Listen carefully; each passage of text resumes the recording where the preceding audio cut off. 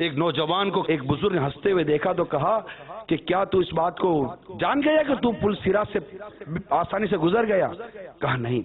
کہا اس بات کو جانتا ہے کہ تو جہنم سے بچا کر جنت میں داخل کر دیا گیا؟ کہا نہیں۔ تو فرمایا پھر تیرا ہنسنا کیسا؟ کیا فرمایا؟ تیرا ہنسنا کیسا؟ کہتے وہ نوجوان جب تک زندہ رہا کسی نے اس کو ہنستے ہوئے نہیں دیکھا۔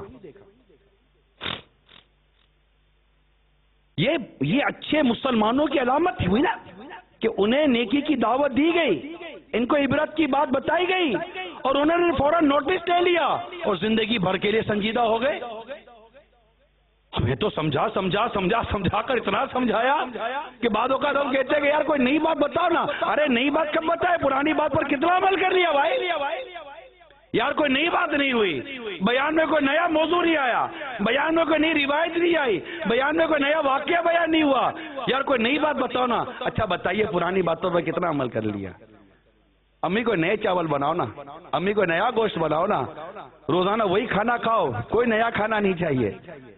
اسی چاول کے 4 قسم کے چاول بنا لیے، اسی گوشت کے 4 قسم کی ڈشیں بنا لی، اسی دودھ اور چینی وغیرہ کی 4 قسم کی سویٹ ڈشیں بنا لی، کوئی نئی کی ہوش نہیں آتی۔ کوئی نیا بیان سناؤ نا، کوئی نئی نعت سناؤ نا، کوئی نیا روایت سناؤ نا، کوئی نئی آیت سناؤ نا، کوئی نئی روایت سناؤ نا۔ کوئی نیا بیان نہیں آیا تو خالی کیا نیا سننے کے لیے آئے کہ پرانوں پر عمل بھی کرنے کے لیے آئے؟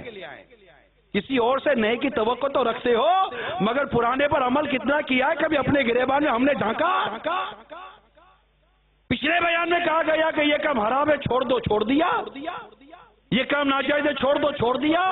داڑھی منڈانا حرام ہے تو کیا یہ حرام کام سے توبہ کر کے داڑھی رکھ لی؟